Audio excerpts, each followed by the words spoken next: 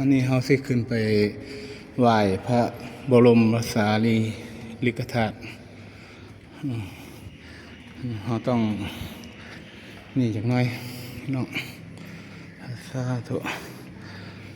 มีทั้งหมด9 ชั้นไปบุญโอ้ขึ้นสนี่ขนลุกเลยพี่น้องคุณนะ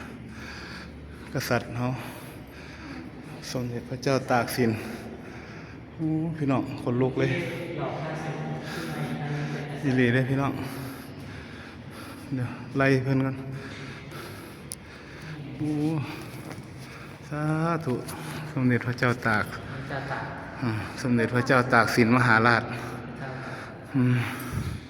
พระเจ้าตากเป็นเจ้าอันนี้ก็พระพุทธยอดฟ้า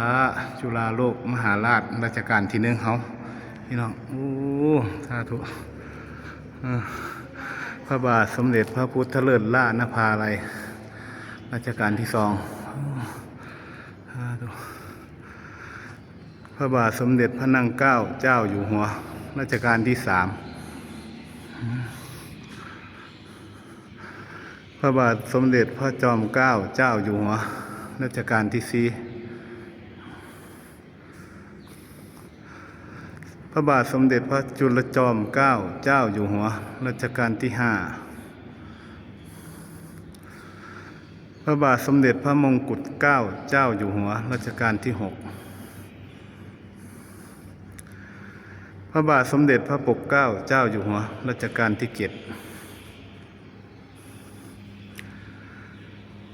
พระบาทสมเด็จพระเจ้าอยู่หัวอนันทมหิดลรัชกาลที่8พระบาทสมเด็จพระเจ้าอยู่หัวภูมิพลอดุลยเดชรัชกาลที่9มาฟังนี่นะครับ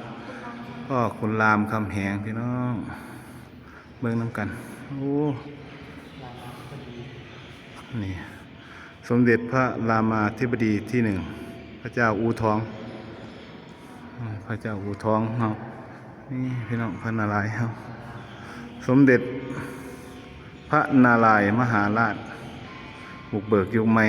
ทางการทูตการค้าสมเด็จพระนเรศวรมหาราชโอ้พี่น้องเอ้ยคนลุกคักสาธุสาธุสมเด็จพระเอกาทศรสน้องพระเอกานี่เป็นน้องชายของพระนเรศวรสมเด็จพระนเรศวรพี่น้อง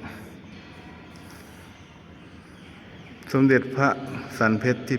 8พระเจ้าเสือนะโอ้คนลุกครับพระเจ้าเสือนี่นะครับโอ้พระเจ้าตากสินมหาราชครับ